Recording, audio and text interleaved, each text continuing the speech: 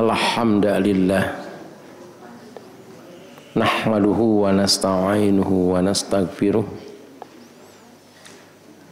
wa na'udzu billahi min syururi anfusina wa sayyiati a'malina may yahdihillahu fala mudhillalah wa may yudlil fala hadiyalah. Wa ashhadu an la ilaha illallah wa anna Muhammadan abduhu wa rasuluh. Amma ba'd. Fa inna khairal hadithi kitabullah wa khairal huda huda Muhammadin wa syarrul umuri muhdatsatuha wa kullu bid'atin dhalalah. Hadirin ikhwati iman rahimakumullah. Pada waktu yang lalu, hari Rabu yang lalu, kita bicarakan tentang pengertian zakat, infak, sedekah. Yang disebut sedekah itu adalah lebih umum daripada zakat dan infak. Jadi sedekah itu bisa dengan harta, bisa dengan bahasa tubuh atau dengan badan, dengan tenaga, sehingga kita tidak menganggap kecil makhluk sedikit pun, walaupun hanya dengan wajah yang berseri-seri, itulah sedekah. Yang dengan harta dibagi dua. Ada yang disebut dengan infak, ada yang disebut dengan zakat. Zakat juga dibagi dua. Ada zakat jiwa yang disebut dengan zakat fitrah, ada zakat harta. Yang zakat dengan harta itu bermacam-macam. Yang disebut dengan zakat itu adalah yang ditentukan hartanya, ditentukan nisabnya, ditentukan ukuran zakatnya, ditentukan waktunya, dan ditentukan penerimanya atau mustahiqnya. Itu yang disebut dengan zakat. Kalau infak lebih umum, infak itu. Tapi sewaktu-waktu infak disebut zakat, zakat disebut infak. Tetapi pada umumnya yang disebut dengan sedekah itu adalah zakat. Dan kedudukan zakat di dalam Islam itu merupakan rukun yang ketiga setelah syahadat, sholat, nah kemudian zakat. Zakat sendiri artinya membersihkan jiwa, membersihkan harta. Sebab di dalam harta kita ada bagian orang lain yang dititipkan oleh Allah Subhanahu wa taala kepada kita. Orang yang tidak mengeluarkan zakat akan diancam dengan api neraka. Itu nanti kita bahas. Karena itu pembahasannya nanti. Hari ini kita menggunakan Bulughul Maram. Mungkin saja hari Rabu yang akan datang kita menggunakan Al-Quran. Ini Al-Qurannya diterjemahkan tidak? Sini. Oh. Apa artinya? Saya mah. Tidak diterjemahkan mah. Ini juga tidak ada terjemah. Atau kita bantu dengan Al-Quran dan Al-Hadis ini. Sebab di sini pada kitab zakat ini hanya hadis-hadis saja. Sedangkan zakat, infak, sedekah itu banyak dalam Al-Quran.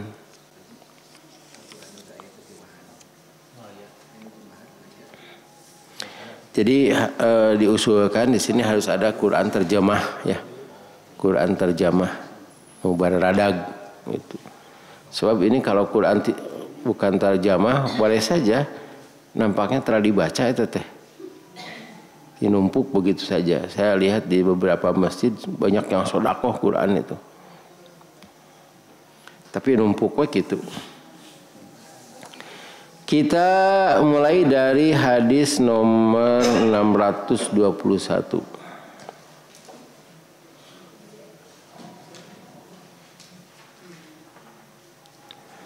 An Ibni Abbasin radhiyallahu anhu anna Nabiyya sallallahu alaihi wasallam ba'atha Mu'adzan ila Yamani fadzakara haditsa wa fihi innallaha qad iftarada alaihim shadaqah fi amwalihim tukhadu min agniyaihim faturaddu fi fuqaraihim muttafaqun alaih.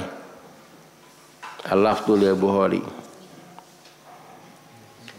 Dari Ibnu Abbas radhiyallahu anhu bahwasanya Nabi sallallahu alaihi wasallam telah mengutus Mu'adz ke Yaman.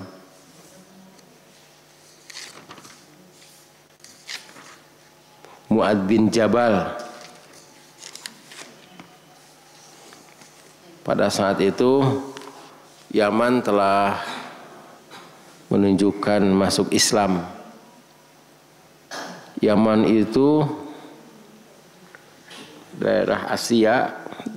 Kalau kita lihat di peta, di bawah Arab Saudi. Nah, kalau kita hafal peta Arab mah kan siga sapatu gitu tah. Kalau bapak-bapak, kalau saya melihatnya begini, dah itu siga sapatu bot. Kalau sebelah sana barangkali gitu tah.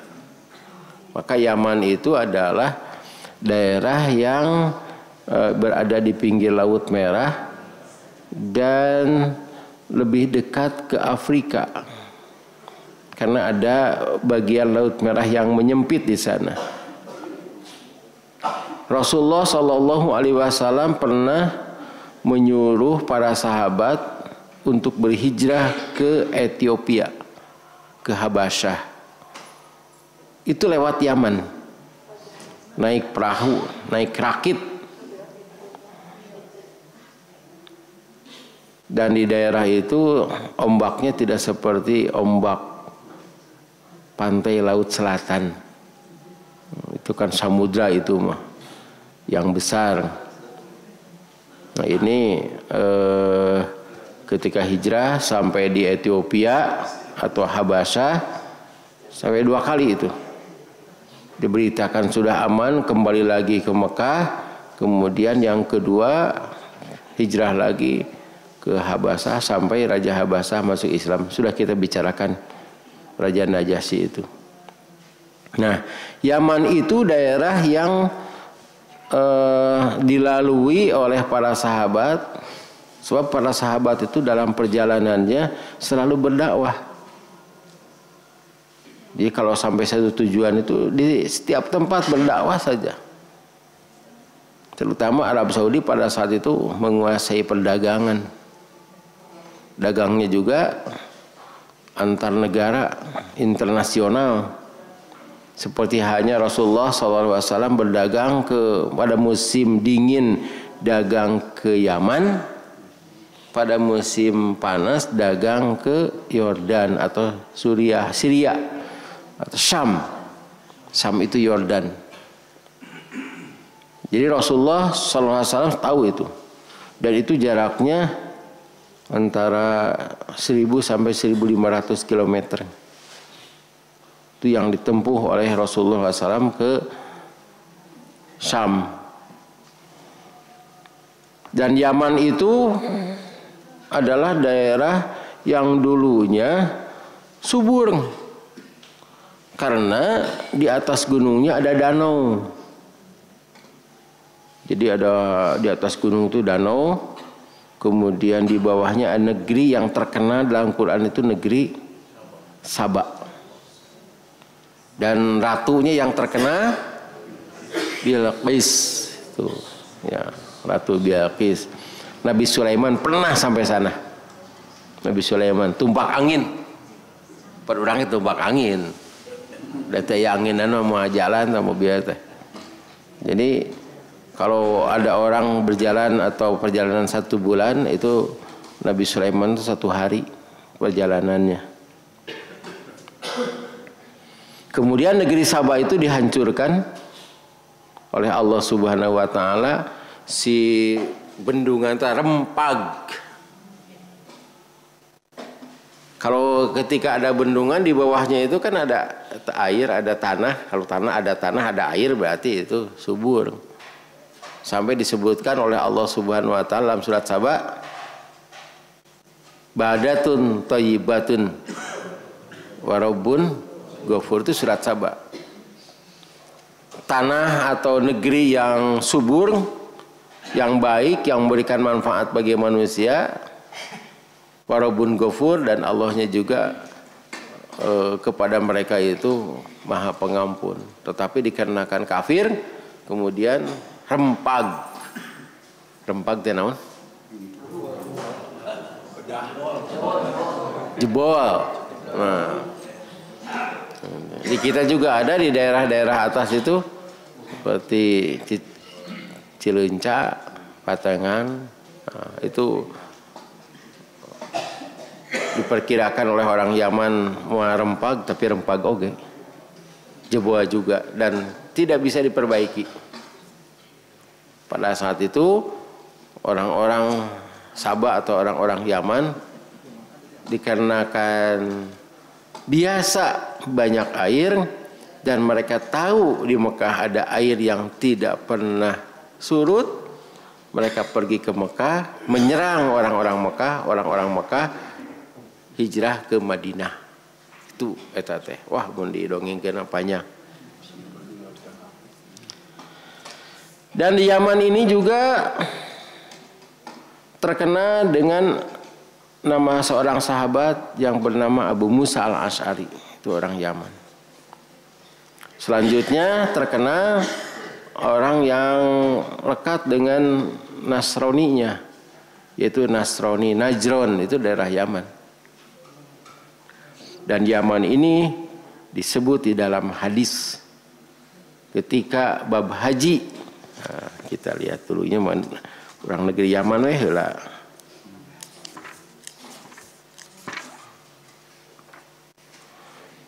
Dan kita termasuk daerah yang melewati Yaman ketika haji.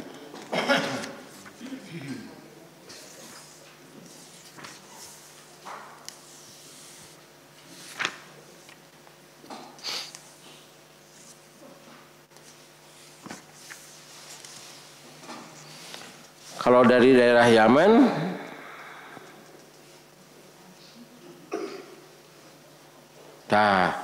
hadis nomor 738. Bab haji, ieu mah nerangkeun Yaman heula.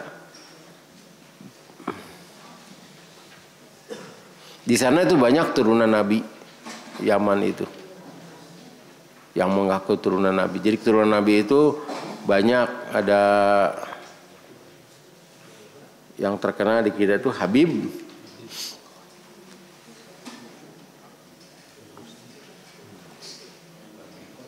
Mikot, an Ibnu Abbasin radhiyallahu anhu, nah dari Ibnu Abbas ya, anna Nabiyya sallallahu alaihi wasallam waqata li ahli Madinati, menetapkan tempat untuk mulai ihlal umroh dan haji untuk ahli Madinah Zal Hulaifah yang terkenal dengan Bir Ali, wa ahli Syami, dan ahli Syam Juhfah, wali ahli Najdin, ahli Najd Qarna Manazil. Nah, Najd itu ada yang dekat Yaman.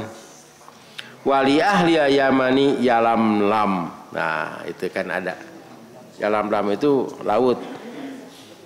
Karena itu dari Indonesia yang melewati, yang menggunakan kapal api ya, kapal acai, kapal laut, itu adalah mikotnya Yalamlam. Kalau menggunakan kapal lewat ke Konol Manazil. Ya, itu hanya sebagai pengetahuan saja. Dan ini menunjukkan bahwa Nabi Muhammad SAW itu diberi ilmu pengetahuan oleh Allah Subhanahu wa taala. Apa geografi? Kalau orang Bandung apa geografi teh? Batas kota di Kabupaten Bandung Barat? Ciberem. Nah, apa? Di wetan? Cibiru. Berem biru. Di Kaler?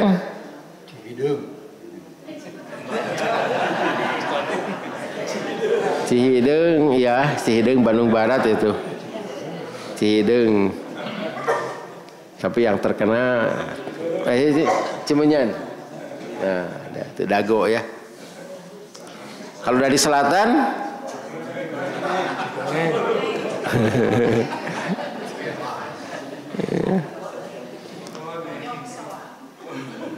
Jalan tol. Ya jalan tol itu dulu bebas. Ya sekarang jalan tol itu. Bojong Soang juga itu batas ya. Nah, jadi kalau jadi wali kota kudu apa? Hari itu apa gitu motong hayang jadi wali kota. Dari sini Rasulullah Shallallahu Alaihi Wasallam itu mendapatkan berita bahwa orang-orang Yaman mau masuk Islam dan sebagian ada yang sudah masuk Islam. Maka diutuslah Mu'adz bin Jabal. Pada saat itu Islam belum sempurna, kan Rasul juga masih ada. Maka dikatakan kepada Mu'adz, ya Mu'adz, dengan apa engkau akan memutuskan perkara?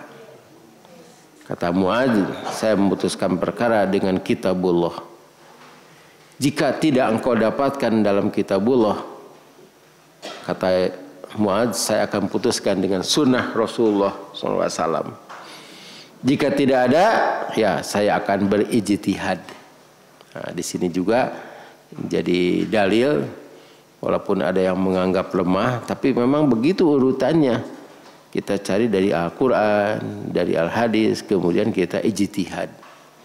Nah, Dewan Hizbah Persatuan Islam juga begitu, mempermasalahkan atau mengurai masalah itu jika dalam Qurannya kurang jelas, dalam hadisnya kurang jelas, maka diambil jalan ijtihad. Sebab dalam Quran itu hanya pokok-pokoknya saja. Misalnya sholat di dalam kapal terbang, atau buka saum dalam kapal terbang. Itu kan ketika di kapal terbang teh kan tinggi, kemudian waktu subuh itu apabila sudah terlihat fajar, ya waktu malam datang kali itu ini fajar sudah ada. Apakah waktu sholat subuh atau tidak? Jangan disamakan dengan di Indonesia. Jangan samakan dengan di Bandung. Udah biasa oge cenah 4:30 cenah gitu. Nah, sebab itu ijtihad, harus ada ijtihad. Harus berdasarkan Al-Qur'an dan Sunnah. Itu tidak ada dalam Quran. Kalau kamu bepergian kemudian naik kapal terbang pancan aya harita teh. Atau dalam hadis juga begitu. Nah, itu yang disebut dengan ijtihad. Maka Mu'adz bin Jabal ini diutus oleh Rasulullah SAW, dan para sahabat tuh cerdas-cerdas, diantaranya ini Mu'adz bin Jabal. Dan mau diutus saya tetap cerdas mah tuh. Kuat fisiknya. Kan tidak diketahui apakah pakai SPJ atau tidak. Di urang mah ya SPJ mah jalan. Jadi pada umumnya tidak pakai SPJ. Jadi makannya nanti saja di sana. Tergantung dari khutbahnya atau penjelasannya. Piraku ka Ustad datang kali itu di ongkosan. Kalau itu di ongkosan berarti ustadznya salah menerangkan. Iya, salah menerangkan. Ini juga untuk sasasihun gitu, untuk sabetah nawa di itu. Ini hadisnya panjang. Karena itu disebutkan fadzakara haditsa, ia sebut hadis itu panjang sekali. Tengahna teh ieu hadis nomor 623 coba ditingali. Jadi hadis ketiga kulantaran hadis keduanya panjang pisan. Abdi terang lah bapak-bapak ningali hadis itu hoream. Coba itu istilah teka hartos Pak. 623 ada? An Mu'adz bin Jabalin. Nah, ini langsung Mu'adz bin Jabal. Kalau tadi an Ibni Abbasin. Ibnu Abbas yang menjelaskan bahwa Nabi SAW mengutus Mu'adz bin Jabal. Kalau ini dari Mu'adz bin Jabal. Nah, disebutkan bin Jabalnya juga. Anna Nabiya SAW ba'asahu ila Yaman. Mengutusnya ke Yaman. Tuh, ayahnya. Nah, itu teh tengahnya itu teh. Tiasan buntutna jadi panjang hadisnya. Tapi yang kedua itu bukan hadis Mu'adz bin Jabal.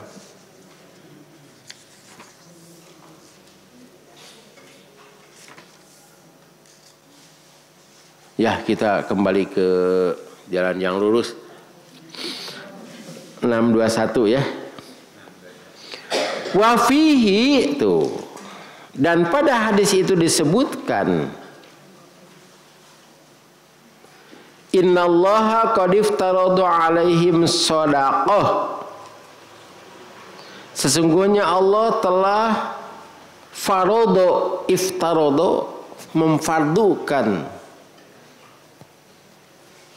Jadi kalau zakat istilahnya itu fardu. Kalau siam istilahnya kutiba. Kalau sholat aqimus sholat, dirikanlah sholat. Kalau ini iftaradu, telah mewajibkan, memfardukan alaihim, bagi mereka orang-orang Yaman, fi sodakotan zakat. Nah, di sini ditulisnya sodakoh artinya zakat. Jadi kalau pada zaman sahabat, zaman Rasulullah SAW, kalau sodakoh itu diartikan zakat. Dan ini lebih umum. Jadi kalau kita bingung itu zakat infaknya atau sodakoh itu teh. Ya, kan sodakoh lebih umum. Sodakoh itu dibagi duanya. Ulangi lagi itu isi hilaf judulnya eta dengan bahasa tubuh dan harta. Sedekah dengan harta dibagi dua, zakat dan infak. Nah, ini sedekah itu kalau iftarodo jelas kata-kata iftarodo itu menunjukkan bahwa sedekah di sini artinya zakat. Pada hadis yang lain juga begitu. Nah, hadis yang kedua.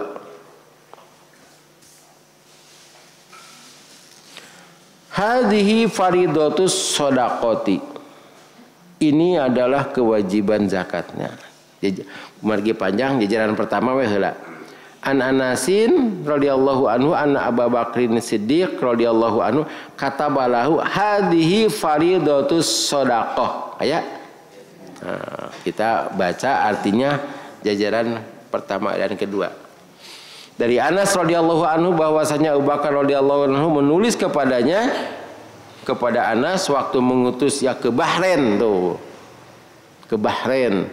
Jadi Rasulullah mengutus ke Yaman, Rasul sudah tidak ada, ganti khalifahnya ganti oleh Abu Bakar. Kemudian Abu Bakar sama seperti Rasulullah mengutusnya tapi ke Bahrain. Bahrain paling mana? Tanggohnya Kuwait kadituna teh naon? Qatar. Nah, di sini artikan ini kewajiban zakat. Nah, padahal hadhihi faridatus shadaqah. Jadi kalau kita menemukan kata-kata shadaqah dalam hadis itu artinya zakat.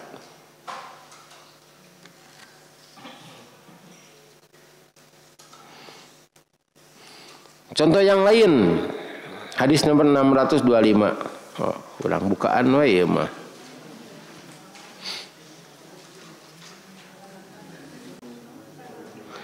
Laisa ala muslimi fi abdihi wala farosihi shadaqah. Rawahu Bukhari. Wali muslimin laisa fil abdi shadaqatun illa shadaqatul fitri. Tidak wajib atas seorang muslim zakat pada hambanya. Jadi tidak ada zakat hamba sahaya. Dan tidak juga pada kudanya. Tidak ada zakat kuda. Bukhari, tidak wajib zakat pada hamba melainkan zakat fitrah. Nah, di atasnya sodakoh. Ini perlu diketahui. Oh, itu mah sodakoh lain zakat. Cenah itu mah acan kantos ngaos direbo. Jadi kalau ada kata-kata sodakoh, itu adalah zakat. Dalam Quran juga ada. Innamas sodaqatu, itu ayat 9. Surat 9 ayat 60. Innamas shadaqatu, sesungguhnya zakat-zakat itu hanyalah. Nah, kita kembali lagi ke jalan yang lurus. Sesungguhnya Allah telah memfardukan zakat atas mereka. Fi amwalihim, pada harta mereka. Caranya tukhadu min agniyaihim, diambil dari orang-orang kaya. Faturaddu fi fuqaraihim, lalu diberikan kepada orang-orang fakir mereka.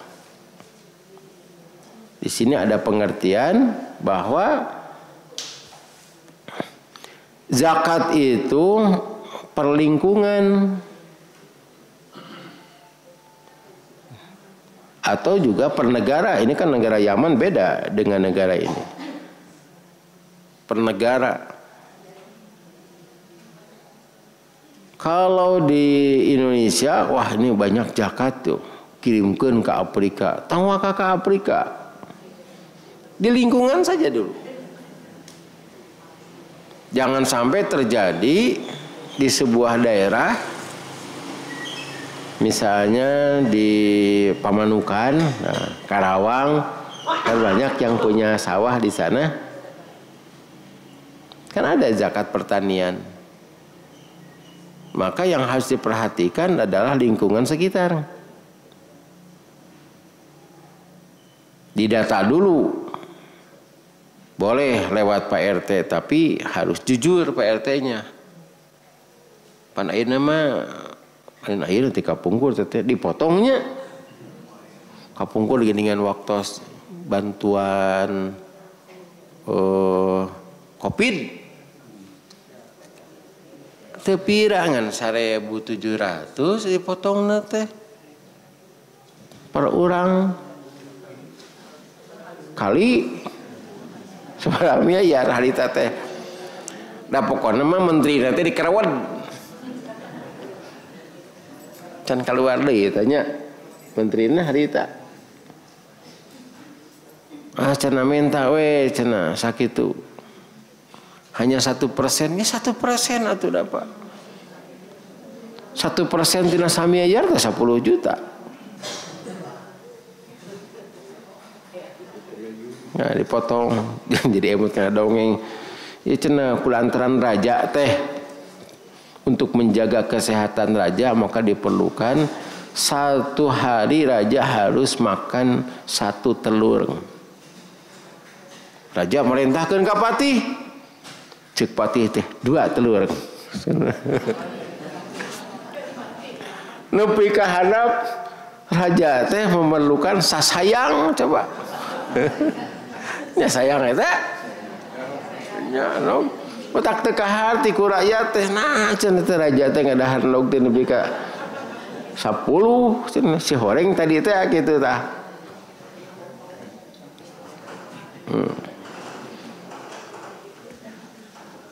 Pan aya BAT orang dibuka kosongnya.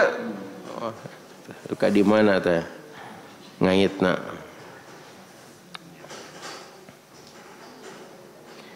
Zakat ini diambil dari harta orang-orang kaya. Di sini katakan diambil.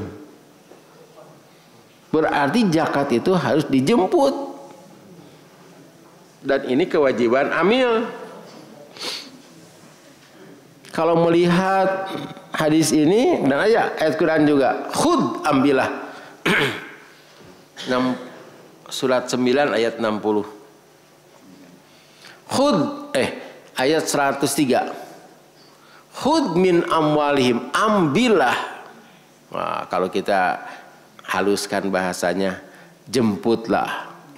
Kan itu saya ketika menafsirkan ayat itu judulnya jemput zakatnya, doakan muzakinya.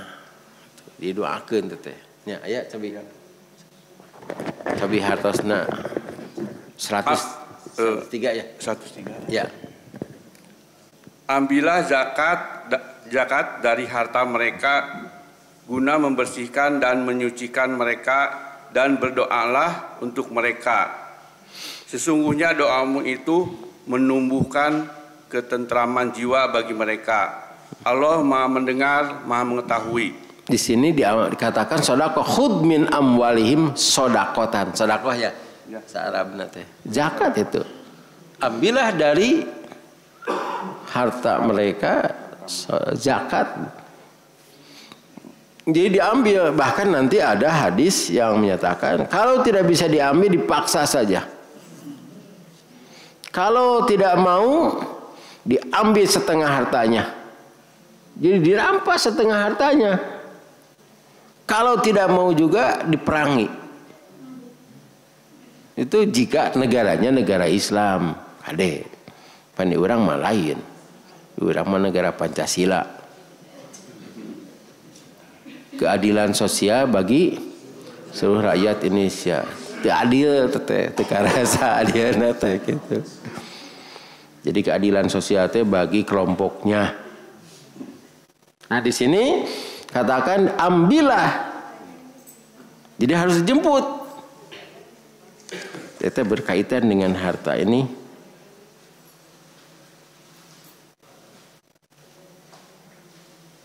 Nanti ya hadis nomor 6236. Dan doakan yang muzakinya. Ya, begitu. Doakan. Yang berdoa itu adalah Rasulullah Sallallahu Alaihi Wasallam. Rasul itu amil zakat. Seksi doa. Jadi kalau zakat itu harus ada ustadznya, nah, yang mendoakan. Kan ada orang yang datang kepada saya, Ustaz mau zakatul fitri, zakat fitrah. Itu kali itu hayang ka ustad cenah. Ternyata hayang didoakeun. Setelah didoakan jeung cenah ka ditu baru ieu cenah ustad abdi mah. Hayang didoakeun. Kade doana lain ku tulisan. Tulisan kitu tah. Oh, cenah. Bari di tengah doa tah maca tulisan. Ini kan wajib ya doakan. Dia itu sudah zakat kepada ke tempat lain, ke masjid yang lain, tapi di masjid lain teh cenah Ustaz di dakwaan nu ngadoakeun cenah abdi teh. Jadi abdi teh zakat teh 2 kali, itu zakat fitrah teh. Kali itu atos cenah ngakeun coba narima lagi karuca beungeut nage siga nu teu salat cenah. Betul apa? Jadi cangcaya itu ditepikan tuh, padahal yang penting doanya. Malahan anu kieu heueuh cenah akeun we cenah nitip uang ku aing urang bagikeun cenah kitu. Diterima doa anakku. Mana nyebutna kayak gitu. Kebetulan kan di Ciganitri itu tempat zakatnya kan dekat dengan masjid. Nah, jadi ke masjid heula eta teh. Doakeun cenah Ustaz. Nah, jadi memang doanya itu tadi apa? Menentramkan hati mereka. Jadi mereka itu mau zakat, tapi kalau tidak doakan tidak tentram ya. Diterima atau tidak. Sebetulnya zakatnya sampai kepada yang berhak, tapi yang dipentingkan itu adalah doanya. Apalagi doanya itu pakai washolli alaihim, pakai salawat. Sholli alaihim. Inna sholataka, sungguhnya sholawatmu, sakanul lahum, jadi ketentraman. Nah ini yang harus diperhatikan tentang zakat itu. Karena itu harus hafal. Nanti ada doanya di sini. Doanya teh nu panjang pondok. Pondok we. Nah, hadis nomor 631. Karena itu jangan heran. Ka ustaz nya loba nu mere, eta kudoana teh. Ka abdi cenah padahal abdi miskin loba nu mere, doana teh mantep.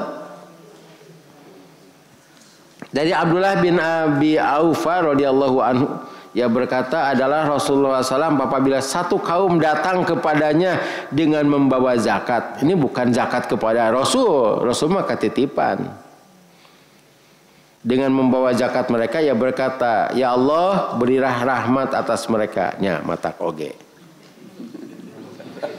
Doana teh Allahumma sholli alaihim. Itu. Kade ya, bukan Allahumma sholli alaika. Atau ke Allah deh itu mah. Semoga Allah memberi rahmat kepada Allah.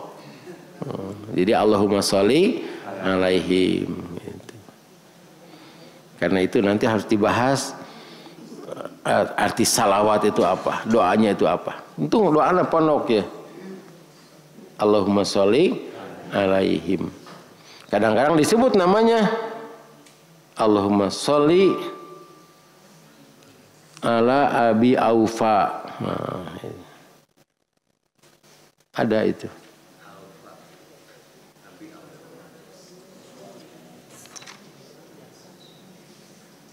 Pondoknya. Tapi kita harus tahu artinya. Nanti kita bahas kadinya. Diambil, kita kembali lagi, diambil dari orang-orang kaya, kemudian diserahkan kepada orang-orang miskin. Nah, apabila ada sisanya, orang miskin, orang fakir, di sini sebut fakir ya, di sini ada sisanya, maka itu distorkan ke pemerintahan pusat. Apabila tidak ada sisanya bahkan kurang, maka pemerintahan pusat harus mengirim ke sana. Dan di sini juga menunjukkan bahwa di Yaman ini terjadi kesenjangan antara orang kaya dan orang miskin. Pan dalianya. Yang kaya makin kaya.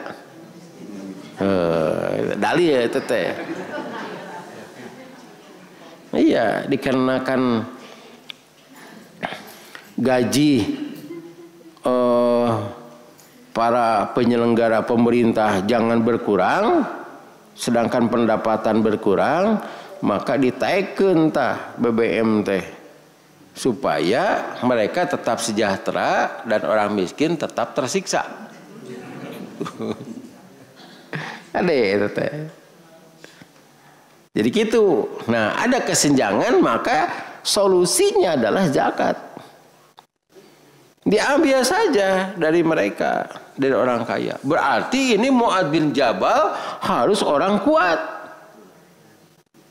Tidak boleh begini. Nya cenah manawi aya zakat atau ku dia boleh dicanak moal. Sabaraha dirinya penghasilan. Tina tani sabaraha. Tina hewan sabaraha. Diambil sekian. Oh gitu, tegas. Sebab ini kan tuh khodu. Supaya tidak ada kecurigaan, maka diserahkan kepada orang-orang fakir. Serahkan kepada orang-orang miskin. Diambilin nomor 3 teteh. Jadi ambilin boleh sana, tapi jangan sampai ambilin. Ambilin nanti. Saya pernah di Bazda, Jawa Barat. Saya di Bazda itu jadi pembina, di sekretaris. Nah, ketua nate eta wakil gubernur teh. Aneh itu zaman kapungkur mah. Zaman akhir teh. Yusuf. Dede Yusuf. Nah itu teh ketua saya sekretarisnya di Bazda itu, Bazda. Dikarenakan kerja saya hanya menulis, memberikan pembinaan begitu. Yang dibina teh dosen saya tuh. Nah tiba-tiba pada bulan Ramadan saya mendapatkan akhir Ramadan itu mendapatkan zakat. Pak Ustadz ini amilin bagian Ustadz. Ini datang anturkeun ka ditu. Keheula asa teu gawe saya teh. Upami Pak Ustadz teu nampi mah atuh nabi saya bungkul. Keheula atuh tangan jadi masalah teh ieu teh. Da cek anjeunna teh kieu ya yang kurirnya itu bios abdi artos mah cenah karengnya abdi Ustadz nanda tangan. Nu penting teh dia tantangan. Jadi Ustadz geus narima. Bahkan ada anggota DPR, itu anggota DPR di daerah apa? Dapat amilin. Saya tahu dari anggota DPRD daerah Karawang itu. Pak Ustadz itu kumaha cenah itu. Bapak digawe itu nyante cenah itu. Bapak mah cicing wae cenah ngan dia cenah bagian amilin da anggota DPR. Tolak Pak. Wah mun ditolak riweuh cenah Ustadz kajian ting riweuh. Ya ditolak. Cek baturna jelema bodoh belat cenah gitu. Pada itu harta zakat. Rasul sendiri tidak boleh. Haram itu. Rasul dan keluarganya menerima zakat sampai sekarang. Dia lamun aya Habib ka dia.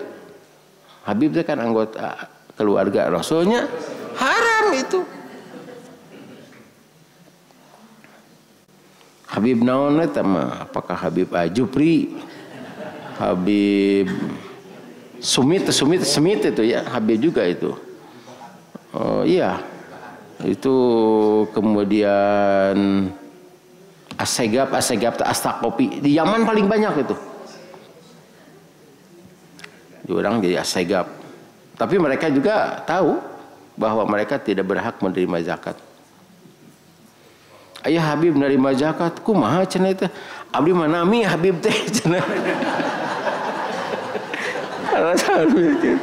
Nah itu berhak menerima zakat dan miskinnya. Abdi mah turunan Nabi, cenah abdi mah ti Ciparai. Ngan namina Habib.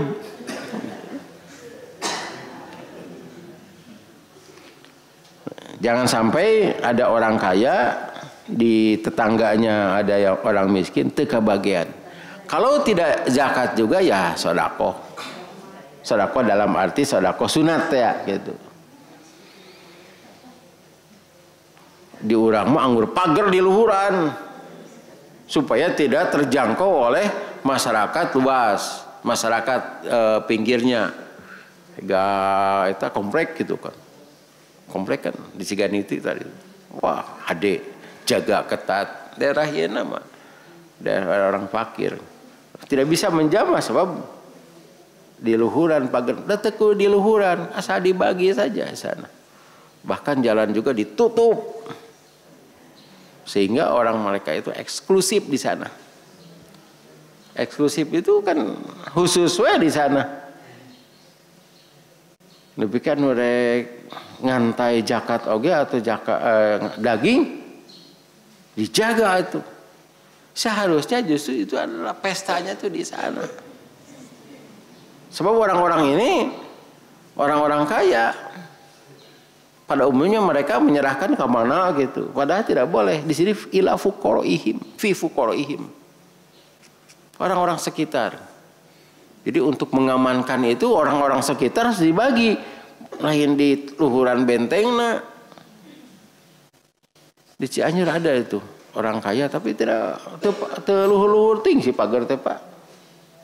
Tapi orang kaya itu merasa terlindungi dengan masyarakat sekitar orang-orang miskin.